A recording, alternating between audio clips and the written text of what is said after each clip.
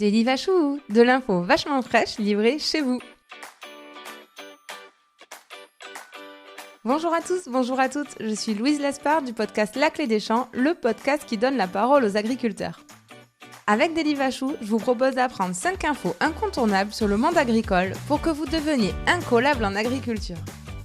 Allez, installez-vous confortablement, mettez les pieds sous la table. Aujourd'hui, on vous livre à domicile une ferme aquaponique et spoiler, ce n'est pas un poney et une piscine qui vont débarquer chez vous. Information numéro 1, commençons par le commencement. Savez-vous ce qu'est l'aquaponie ? En fait, c'est la mise en relation de 3 écosystèmes qui dépendent les uns des autres. On a les poissons, les bactéries et les plantes. Alors accrochez-vous, je vais vous expliquer tout ça. Il s'agit en fait d'un système vertueux entre l'élevage de poissons et la culture de plantes. Imaginez, vous avez d'un côté un bassin avec des poissons.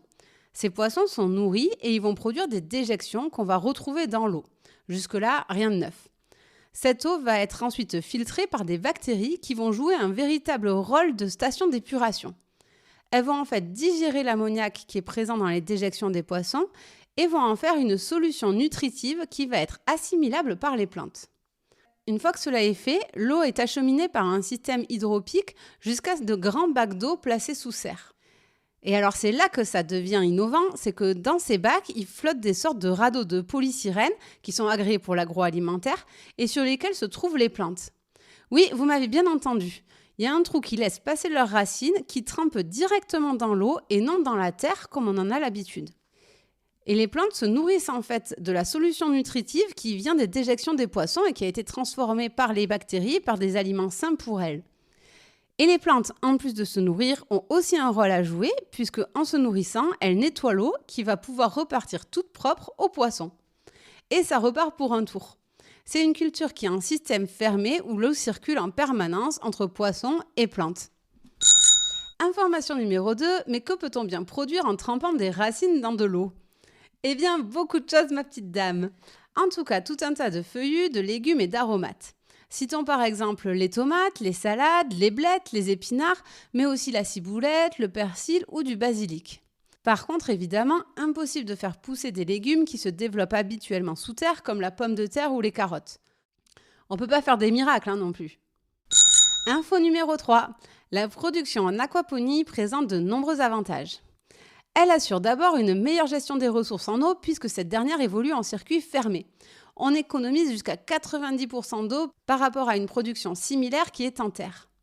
Autre avantage, on peut cultiver toute l'année en respectant le cycle des saisons et en serre non chauffée.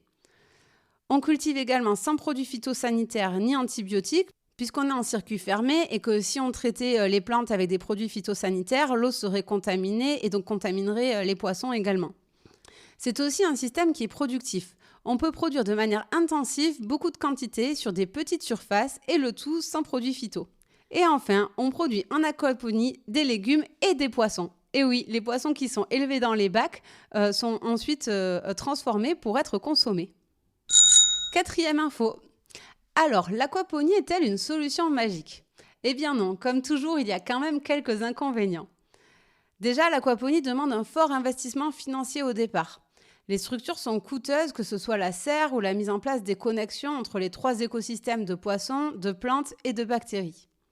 Ensuite, c'est un type d'agriculture qui est très complexe. Il faut maîtriser 2 domaines, l'élevage de poissons et la culture des plantes.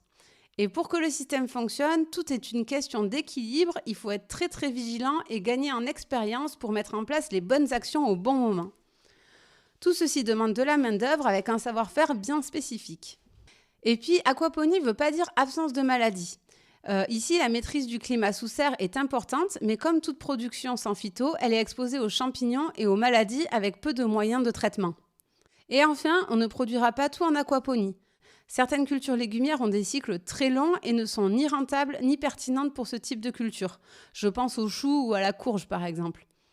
Et même si le système est très productif, ça reste sur des petites surfaces, donc même si elle y participera, l'aquaponie ne résoudra pas à elle seule le gros sujet de notre souveraineté alimentaire.